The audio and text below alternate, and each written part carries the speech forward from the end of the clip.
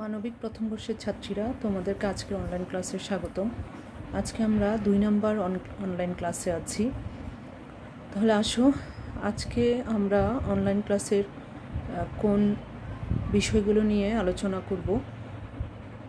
আজকে আমরা প্রথম অধ্যায়ের সমাজবিজ্ঞান উৎপত্তি ও বিকাশ, আজকের আলোচ্য বিষয় সমাজবিজ্ঞানের পরিধি এবং পূর্বের ক্লাসের উপরে অনুধাবন উদ্দীপক আলোচনা।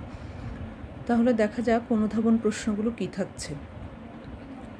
অনুধাবন প্রশ্ন দেখো, 1, সমাজবিজ্ঞান হলো মূল্যবোধ নিরপেক্ষ বিজ্ঞান, কথাটি বুঝিয়ে লেখো। সমাজবিজ্ঞান সমাজের পূর্ণাঙ্গ পাঠ, বুঝিয়ে দাও। সমাজবিজ্ঞান একটি বিশ্লেষণধর্মী বিজ্ঞান, ব্যাখ্যা করো। সমাজবিজ্ঞান বলতে কি বোঝো? 4টা অনুধাবন প্রশ্ন। 1 নং এর সমাধান অর্থাৎ 1 নং এর উত্তর অনুধাবনের দেখো আমি নিচে হাতে লিখে দিয়েছি, তোমরা একটু দেখার চেষ্টা করো।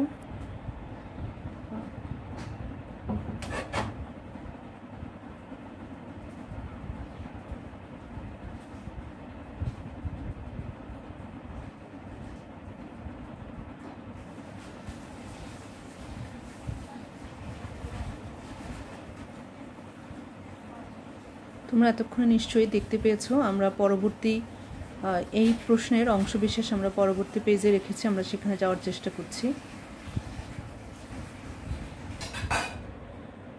ছাত্রীরা আমরা 1 নং এর প্রশ্ন সমাধানের পরবর্তী অংশে এসেছি। পরবর্তী অংশটা তোমরা দেখতে পাচ্ছ, উপরের অংশ 2 নং এর উপরের অংশটাই হচ্ছে 1 নং এর পরবর্তী অংশ। তারপরে আমরা 2 নং এর সমাধান মানে অনুধাবন প্রশ্ন 2 এর উত্তর দেখছি, আমি এটা হাতে লিখেছি তোমাদের জন্য।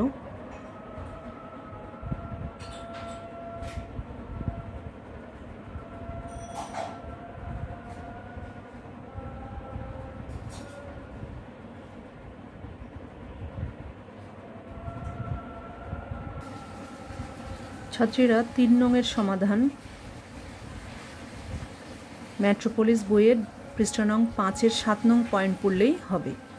তারপরে 4 নং এর সমাধান, 4 নং এর সমাধান লেখা হয়েছে, তোমরা খেয়াল করো।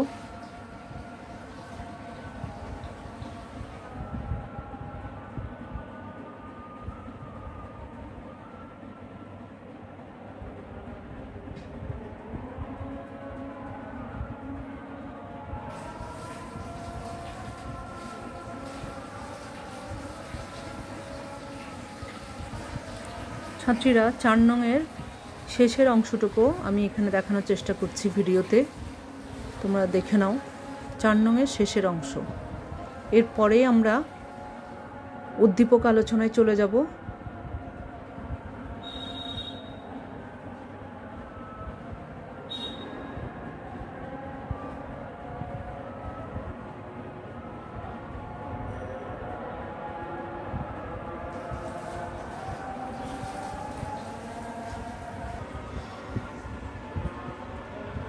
ছাত্রীরা তোমরা দেখতে পাচ্ছ উদ্দীপক অর্থাৎ সৃজনশীল প্রশ্ন 1 নং। আমি জাকিয়া নাজনীনের বই অর্থাৎ আইডিয়াল বুকসের যে বইটা আমি রেফারেন্স দিয়েছিলাম সেই বইয়ের একটা উদ্দীপক আলোচনা করছি। খেয়াল করো এখানে কি লেখা আছে। আমরা শুধু উদ্দীপক বলতে উদ্দীপকটা পড়ে তারপর আমরা গ এবং ঘ, গ হচ্ছে প্রয়োগমূলক প্রশ্ন আর ঘ হচ্ছে উচ্চতর দক্ষতা। তো আমরা আগে উদ্দীপকটা দেখি। সমাজবিজ্ঞানের প্রভাষক জনাব মাসুদুর রহমান একাদশ শ্রেণীর প্রথম ক্লাস নিতে গিয়ে বললেন, আমি যে বিষয়টি নিয়ে আলোচনা করব সে বিষয়টির নাম ল্যাটিন ও গ্রিক শব্দ থেকে উদ্ভূত হয়েছে। কোনো মনীষী এই বিষয়টির সর্বজনগ্রাহ্য সংজ্ঞা দিতে পারেননি, তবে বিভিন্ন মনীষী বিষয়টিকে সংজ্ঞায়িত করতে গিয়ে সমাজবদ্ধ মানুষের পারস্পরিক সম্পর্কের উপর গুরুত্ব আরোপ করেছেন। অর্থাৎ এখান থেকে প্রশ্ন রাখা হয়েছে, উদ্দীপকে যে বিষয়ের উল্লেখ আছে সে বিষয়টির ব্যুৎপত্তিগত উৎস অর্থ ব্যাখ্যা করো। এটা প্রয়োগ প্রশ্ন। প্রয়োগ প্রশ্নে জ্ঞান থাকে, তোমাকে এখানে কি জ্ঞান বলতে বলেছে। উদ্দীপকে যে বিষয়ের উল্লেখ আছে, আমরা উদ্দীপকটা পড়ে দেখি উদ্দীপকে কোন বিষয়ের কথা বলা হয়েছে। যেমন তুমি দেখো কি বলা হয়েছে, সমাজবিজ্ঞানের প্রভাষক মাসুদুর রহমান একাদশ শ্রেণীর মানে প্রথম বর্ষের ক্লাস নিতে গিয়ে বললেন, আমি যে বিষয়টি নিয়ে আলোচনা করব সে বিষয়টির নাম ল্যাটিন ও গ্রিক শব্দ থেকে উদ্ভূত হয়েছে। তাহলে কোন বিষয় নিয়ে আলোচনার কথা বলা হয়েছে? এবং কোনো মনীষী এ বিষয়টির সর্বজনগ্রাহ্য সংজ্ঞা দিতে পারেননি। তবে বিভিন্ন মনীষী বিষয়টিকে সংজ্ঞায়িত করতে গিয়ে বিভিন্ন সমাজবদ্ধ মানুষের পারস্পরিক সম্পর্কের উপর গুরুত্ব আরোপ করেছেন। তাহলে কোন বিষয়ের উদ্দীপকে যে বিষয়ের উল্লেখ আছে সে বিষয়টির ব্যুৎপত্তিগত উৎস অর্থ ব্যাখ্যা করতে বলেছে। আগে তোমাকে জ্ঞানটা জেনে নিতে হবে উদ্দীপকে কোন বিষয়ের কথা বলা হয়েছে। উদ্দীপকে সমাজবিজ্ঞান বিষয়ের কথা বলা হয়েছে। তোমাকে তাহলে প্রথমে বলতে হবে যে উদ্দীপকে সমাজবিজ্ঞান বিষয়ের উল্লেখ আছে, এই জ্ঞানটা তুমি লিখলে। এরপরে তোমাকে জ্ঞান লেখার পরে সমাজবিজ্ঞান বিষয়টা নিয়ে তোমাকে প্রয়োগ করতে হবে। তাহলে এই বিষয়টার ব্যুৎপত্তিগত উৎস অর্থ ব্যাখ্যা করতে বলেছে। তুমি আগে ধরতে পেরেছো জ্ঞানটা কি। জ্ঞানটা হচ্ছে উদ্দীপকে সমাজবিজ্ঞান বিষয়ের উল্লেখ আছে। তাহলে আমরা সমাজবিজ্ঞান বিষয়টির ব্যুৎপত্তিগত উৎস অর্থ ব্যাখ্যা করব। তাহলে এই জিনিসটার অ্যান্সারটা অনেকটা আমি এখন যে বইটা থেকে, অর্থাৎ জাকিয়া নাজনীনের বই থেকে, প্রকাশনী যদি বলে আইডিয়াল বুকসের বইয়ের থেকে আমি এই উদ্দীপকটা বা সৃজনশীল প্রশ্ন 1 নং আলোচনা করছি। এখানে যে প্রয়োগ প্রশ্নটা বলা হয়েছে এটার অ্যান্সার অনেকটা তোমার এই বইটাতে আছে, কিন্তু সবসময় এরকম অ্যান্সার হুবহু বইয়ে থাকে না, কিছুটা এদিক সেদিক করে লিখতে হয়। তো এটার অ্যান্সারটা আছে বিধায় আমি তোমাদেরকে কোন জায়গায় অ্যান্সারটা আছে আমি তোমাকে দেখানোর চেষ্টা করছি। ছাত্রীরা দেখো, আমরা প্রশ্নে জ্ঞান জেনেছি যে কোন বিষয়ের উল্লেখ আছে, সমাজবিজ্ঞান বিষয়ের উল্লেখ আছে। তাহলে সমাজবিজ্ঞান বিষয়টার ব্যুৎপত্তিগত উৎস অর্থ ব্যাখ্যা করতে বলেছে। ব্যুৎপত্তিগত উৎস মানে হচ্ছে সমাজবিজ্ঞান বিষয়টা ইংরেজি প্রতিশব্দ সোশিওলজি। তাহলে সোশিওলজি শব্দটা কোন শব্দ থেকে এসেছে তুমি সেটার উৎস ও অর্থ ব্যাখ্যা করবে। উৎস হচ্ছে সোশিওলজি শব্দটা ল্যাটিন শব্দ সোশিয়াস এবং গ্রিক শব্দ লগস থেকে এসছে। তারপরে এটার বাংলা অর্থ কি, এটা তোমার বাংলা অর্থ হচ্ছে যার অর্থ তোমার সোশিয়াস শব্দের অর্থ সমাজ ও লগস শব্দের অর্থ বিজ্ঞান। এই দুটি শব্দ যদি আমরা একসাথে করি তাহলে কি হলো, তাহলে শব্দগত অর্থে বলা যায় সমাজ সম্পর্কিত বিশেষ জ্ঞান যে বিজ্ঞানের মূল বিবেচ্য বিষয় তাকেই বলা হয় সমাজবিজ্ঞান। ব্যুৎপত্তিগত উৎস অর্থ ব্যাখ্যা করতে বলেছে। সোশিওলজির বাংলা প্রতিশব্দ হিসেবে সমাজবিজ্ঞানকে গ্রহণ করা হয়েছে। বাংলা ভাষায় সমাজ সম্পর্কিত বিজ্ঞানভিত্তিক আলোচনা সূত্রপাত করেন কলকাতা বিশ্ববিদ্যালয়ের অধ্যাপক বিনয় কুমার সরকার। তারপরে তুমি বলবে সোশিওলজির বাংলা প্রতিশব্দ সমাজতত্ত্বও করা হয়েছে, সমাজবিদ্যাও করা হয়েছে, কিন্তু আক্ষরিক দিক থেকে বিবেচনা করলে সোশিওলজির বাংলা সমাজবিজ্ঞানই অধিকতর গ্রহণযোগ্য। এই অংশটুকু বলার চেষ্টা করবে। এরকম যদি গ নাম্বার এরকম প্রশ্ন বলে উদ্দীপকে যে বিষয়ের উল্লেখ আছে সে বিষয়টির ব্যুৎপত্তিগত উৎস অর্থ ব্যাখ্যা করো, তাহলে তুমি প্রথমে বিষয়টির নাম বলবে, এটা হচ্ছে জ্ঞান। তারপরে তুমি অনুধাবন এবং প্রয়োগ করছো। অনুধাবন মানে এই যে সোশিওলজি বিষয়টার ইংরেজি প্রতিশব্দ সোশিওলজি, এটা সর্বপ্রথম ব্যবহার করে ফরাসি সমাজবিজ্ঞানে অগাস্ট কত সালে ব্যবহার করে। তারপরে তুমি এটা কোন ল্যাটিন শব্দ বা গ্রিক শব্দ থেকে এসছে, শব্দগুলো বাংলা অর্থ দুটো মিলে কি হচ্ছে, তারপরে কি হচ্ছে। এই যে এখানে আমি ঠিক যতটুকু অংশ দেখাচ্ছি এই প্রয়োগ প্রশ্নটার অ্যান্সার হচ্ছে এতটুকু। আমরা পরবর্তী প্রশ্নটা দেখি ঘ নাম্বার। ছাত্রীরা ঘ নম্বর প্রশ্ন দেখাচ্ছে সমাজবিজ্ঞান সামাজিক সম্পর্ক নিয়ে অধ্যয়ন করে। এটাকে বিশ্লেষণ করতে বলেছে এই বাক্যটা, যে সমাজবিজ্ঞান সামাজিক সম্পর্ক নিয়ে অধ্যয়ন করে, এটা বিশ্লেষণ করো। এই প্রশ্নটাকে বিশ্লেষণ করতে বললে প্রথমে তুমি সমাজবিজ্ঞান নিয়ে কিছু কথা বলে তারপরে সমাজবিজ্ঞান যে সামাজিক সম্পর্ক নিয়ে অধ্যয়ন করে সেটা তুমি কিভাবে লিখবে। এই প্রশ্নটার অ্যান্সার লিখতে হলে তোমাকে সমাজবিজ্ঞানের পরিধি জানতে হবে, যেটা আমাদের আজকের ক্লাসের আলোচ্য বিষয়, মূল আলোচ্য বিষয় ছিল আমাদের পরিধি সম্পর্কে আলোচনা। পরিধি যদি জানি তাহলে আমরা এই প্রশ্নটার অ্যান্সার অনেকটা দিতে পারবো। তাহলে আসো প্রথমে আমরা পরিধি কিছুটা জানি, তারপরে আমরা এই প্রশ্নটার অ্যান্সারটা দেওয়ার চেষ্টা করব। ছাত্রীরা আমরা যেটা বলছিলাম যে সমাজবিজ্ঞানের পরিধি আলোচনা করে আমরা উদ্দীপকের সেই উচ্চতর দক্ষতার প্রশ্নটা আলোচনা করার প্রয়াস পাব। তাহলে আসো সমাজবিজ্ঞানের পরিধি কি। পরিধি আসলে পরিধি হচ্ছে যেমন একটা বৃত্ত কতটুকু অংশ জুড়ে আছে।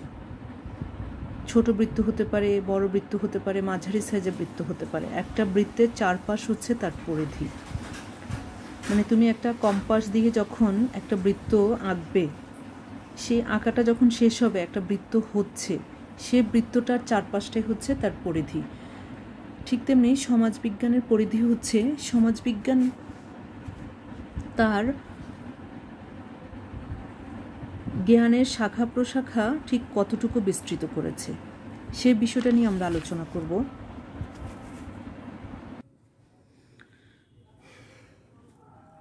এখানে যেটা বলা হচ্ছে, সমাজ ও সভ্যতার ক্রমবিকাশের সাথে সাথে সমাজবিজ্ঞানের পরিধি আরও বিস্তৃত হচ্ছে।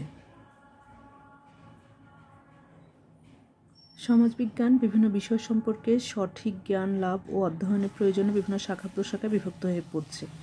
শাখা প্রশাখাগুলো আলোচনা করলেই সমাজবিজ্ঞানের পরিধি সম্পর্কে ধারণা অর্জন করা সম্ভব, তাই বলছে।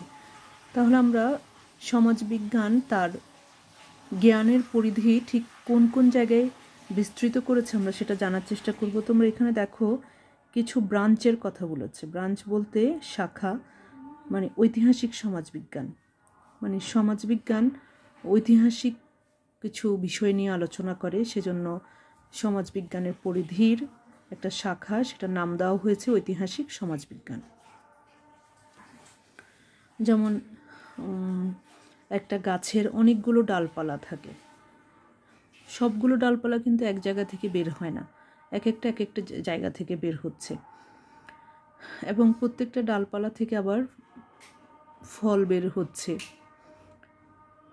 ঠিক এরকম সমাজবিজ্ঞানেরও কিছু ডালপালা রয়েছে, অর্থাৎ শাখা প্রশাখা রয়েছে, আমরা সেটাকে পরিধি বুঝাই। এখানে 1 নম্বর ঐতিহাসিক সমাজবিজ্ঞান রয়েছে। ঐতিহাসিক সমাজবিজ্ঞান আসলে কোন বিষয়গুলো নিয়ে আলোচনা করে? ঐতিহাসিক সমাজবিজ্ঞান সমাজবিজ্ঞানের বিভিন্ন প্রত্যয়, তত্ত্ব এবং গবেষণা পদ্ধতিকে অতীতের পটভূমিতে বিশ্লেষণ করে সমাজ পরিবর্তনের ধারাকে চিহ্নিত করে। আবার খেয়াল করো, ঐতিহাসিক সমাজবিজ্ঞানের বিভিন্ন প্রত্যয়, তত্ত্ব ও গবেষণা পদ্ধতিকে অতীতের পটভূমিতে বিশ্লেষণ করে সমাজ পরিবর্তনের ধারাকে চিহ্নিত করে। ঐতিহাসিক সমাজবিজ্ঞানীরা সমাজের উদ্ভব, বিকাশ এবং মানুষের জীবনযাত্রা সম্পর্কে গবেষণা করেন। এক্ষেত্রে তারা বিভিন্ন দলিল, গ্রন্থ এবং ঐতিহাসিক নথিপত্রের সাহায্য নেন। পরিবারের সমাজবিজ্ঞানের এই শাখা পরিবারের উৎপত্তি, প্রকারভেদ, কার্যাবলী, পরিবর্তনশীলতা বা সমাজ জীবনে পরিবারের প্রয়োজনীয়তা কী ইত্যাদি বিষয় নিয়ে আলোচনা করে, এবং পরিবার থেকে আমরা কী ধরনের সামাজিকীকরণ শিখি, এই বিষয়গুলো নিয়ে আলোচনা করা হয়। এবং পরিবারের সমাজবিজ্ঞানে বিবাহ সম্পর্কিত আলোচনাও গুরুত্ব বহন করে, জ্ঞাতি সম্পর্কের বিষয়গুলো গুরুত্ব বহন করে। সমাজতাত্ত্বিক মতবাদ সমাজবিজ্ঞানে ব্যবহৃত পদ ও প্রত্যয় সম্পর্কে ধারণা প্রদান করে। এই সকল পদ ও প্রত্যয় সম্পর্কে সমাজবিজ্ঞানীদের যেসব তত্ত্ব রয়েছে তা এই শাখার অন্তর্ভুক্ত। সমাজ সম্পর্কিত বিভিন্ন তত্ত্ব প্রতিষ্ঠার কৌশল, পদ্ধতি এবং এটার বাস্তবতা, পরীক্ষা নিরীক্ষার কৌশল এবং নতুন তথ্যের আলোকে নতুন তত্ত্ব প্রতিষ্ঠা, এসব বিষয়ে সমাজতাত্ত্বিক মতবাদ আলোচনা করে। অর্থাৎ সমাজতাত্ত্বিক মতবাদটা হচ্ছে এরকম, তোমরা যখন সমাজবিজ্ঞান আরও পড়বে তোমাদের উচ্চ মাধ্যমিক লেভেলে, তখন জানবে বেশ কিছু সমাজবিজ্ঞানী তত্ত্বও পড়বে তোমরা। 3য় অধ্যায় 3-এ সমাজবিজ্ঞানীদের তত্ত্ব আছে, অর্থাৎ সমাজবিজ্ঞানীরা একজন সমাজবিজ্ঞানী এক ধরনের তত্ত্ব দিয়েছে, তত্ত্ব প্রদান করেছেন, এবং তত্ত্ব প্রদান করতে গিয়ে তারা বিভিন্ন রকমের কৌশল ব্যবহার করেছে, বিভিন্ন গবেষণা পদ্ধতি ব্যবহার করেছে, এবং একটা তত্ত্ব প্রতিষ্ঠা করতে গিয়ে নতুন আরেকটা তত্ত্ব এসেছে। তত্ত্ব হচ্ছে মানুষের জ্ঞানের ধারাবাহিক প্রকাশ তত্ত্ব।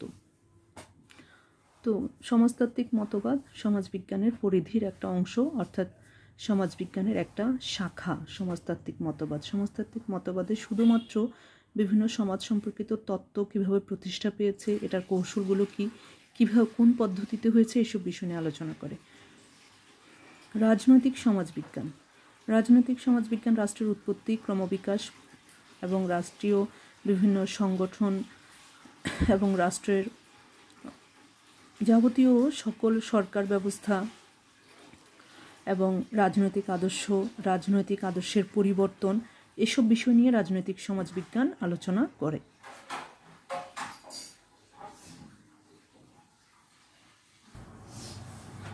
ছাত্রীরা এখন লক্ষ্য করো, আমরা কিন্তু সমাজবিজ্ঞানের পরিধি জাকিয়া নাজনীন অর্থাৎ আইডিয়াল বুকস প্রকাশনী বই থেকে আমরা বলছি। তারপরে দেখো 5 নম্বর পয়েন্ট, অর্থাৎ সমাজবিজ্ঞানের পরিধির একটা পরিধি হচ্ছে গ্রামীণ সমাজবিজ্ঞান। গ্রামীণ সমাজ কাঠামো, অনুষ্ঠান প্রতিষ্ঠান, গ্রামের সামাজিক স্তরবিন্যাস, ক্ষমতা কাঠামো, নেতৃত্বের ধরন ইত্যাদি বিষয় নিয়ে আলোচনা করে। অর্থাৎ এখানে গ্রামের কিছু অনুষ্ঠান আলাদা হয়, গ্রামের সামাজিক স্তরবিন্যাসগুলোও আলাদা থাকে, গ্রামের ক্ষমতা কাঠামো আলাদা হয়, গ্রামে যারা স্থানীয় পর্যায়ে নেতৃত্ব দেয় সেই বিষয়গুলো আলাদা থাকে। এই যাবতীয় বিষয় নিয়ে গ্রামীণ সমাজবিজ্ঞান আলোচনা করে। নগর সমাজবিজ্ঞান, নগর সমাজবিজ্ঞান নগরের উৎপত্তি, ক্রমবিকাশ, নগর সমাজের কাঠামো, নগর সমাজের জীবনযাত্রা প্রণালী কেমন হয়, নগরের বিভিন্ন প্রতিষ্ঠান কেমন হয়, এসব বিষয় নিয়ে গবেষণা করে। এছাড়াও নগরের ক্ষেত্রে শিল্পায়ন এবং নগরায়নের ইতিবাচক নেতিবাচক প্রভাব নিয়েও নগর সমাজবিজ্ঞান আলোচনা করে থাকে। শিক্ষার সমাজবিজ্ঞান 7 নম্বর পয়েন্ট। শিক্ষার সমাজবিজ্ঞান শুধুমাত্র শিক্ষার উদ্দেশ্য কী, শিক্ষার ক্ষেত্রে কী ভূমিকা রাখা যায়, শিক্ষার কার্যাবলী, বিভিন্ন শিক্ষার কী দর্শন থাকে, শিক্ষাদান পদ্ধতি কেমন হয়, শিক্ষার সাথে সমাজ কাঠামোর সম্পর্ক কেমন, সমাজ জীবনে শিক্ষা প্রতিষ্ঠানের ভূমিকা ইত্যাদি বিষয়ে বিচার বিশ্লেষণ করে। এবং আমাদের যেমন একটা শিক্ষা ব্যবস্থা আছে, আমাদের পাঠ্যপুস্তক কেমন হবে, আমাদের সূচিগুলো কেমন হবে, এই যাবতীয় বিষয়গুলো শিক্ষার সমাজবিজ্ঞানে আলোচনা করা হয়। এরপরে আইনের সমাজবিজ্ঞান, সমাজবদ্ধ মানুষের আইনগত দিক নিয়ে আলোচনা করে আইনের সমাজবিজ্ঞান। অর্থাৎ মানুষ সমাজে যতই স্বাধীন হোক না কেন, তাকে কিন্তু কিছু আইন মেনে চলতে হয়, এবং কী ধরনের আইন মেনে চলতে হবে এই বিষয়গুলো আইনের সমাজবিজ্ঞানে উল্লেখ থাকে। যেমন সামাজিক রীতিনীতি, প্রথা, মূল্যবোধ, লোকাচার, লোকরীতি, আইন জিনিসটা কী, আসলে আইনের উদ্ভব কোথা থেকে হয়েছে, আইনের কার্যকারিতা কী, এই সকল বিষয় নিয়ে আইনের সমাজবিজ্ঞান আলোচনা করে। কোন আচরণ লঙ্ঘন করলে বা কোন বিধি লঙ্ঘন করলে তাকে আইনত দণ্ডনীয় অপরাধ বলা হয়, এই বিষয়গুলো নিয়ে আলোচনা করা হয়। ধর্মের সমাজবিজ্ঞান, সমাজবিজ্ঞানের বিভিন্ন শাখার মধ্যে ধর্মের সমাজবিজ্ঞান বিশেষভাবে উল্লেখযোগ্য। ধর্মের সমাজবিজ্ঞানে ধর্মের উৎপত্তি, বিকাশ, ধর্মের গুরুত্ব, কার্যাবলী, বিভিন্ন সমাজে ধর্মের প্রভাব ইত্যাদি বিষয়ে আলোচনা করে। সাংস্কৃতিক সমাজবিজ্ঞান, সাংস্কৃতিক সমাজবিজ্ঞান সংস্কৃতি, সংস্কৃতির ধরন, বস্তুগত এবং অবস্তুগত সংস্কৃতি কী এবং বস্তুগত অবস্তুগত সংস্কৃতির উদ্ভব কী এবং সমাজ জীবনে তার প্রভাব সম্পর্কে বিচার বিশ্লেষণ করে থাকে। আমরা আজকে সমাজবিজ্ঞানের পরিধির এই 10 নম্বর পয়েন্ট পর্যন্ত আলোচনা শেষ করছি, কারণ আমাদের অনলাইন ক্লাসগুলো যদি ডিউরেশন বেশি হয়ে যায় তাহলে এগুলো আপলোড করা খুবই দুঃসাধ্য হয়ে যায়। সেক্ষেত্রে আমি ক্লাসটা এখানে শেষ করতে চাচ্ছি। আমাদের পরিধি যখন শেষ হবে, মানে আরও মনে হয় 10টার মতো পরিধি আছে, আমরা আজকে 10 নম্বর পরিধিতে এসেছি, আরও 9-10টা পরিধি আছে। সেই পরিধিগুলো শেষ হলে তারপর আমরা উদ্দীপকের ওই উচ্চতর দক্ষতার প্রশ্নটা আমরা আলোচনা করতে পারবো। আমি আশা করছি কালকের দিনের পরে আরেকটা ক্লাস আপলোড দিব, আমি তোমাদেরকে টেক্সট পাঠাবো, দোয়া করবে যেন আপলোডটা করতে পারি, তোমাদের সাথে থাকতে পারি, তোমরাও সেভাবে সচল থাকবে। ঠিক আছে, আজকের মতো এখানে বিদায়। আল্লাহ হাফেজ।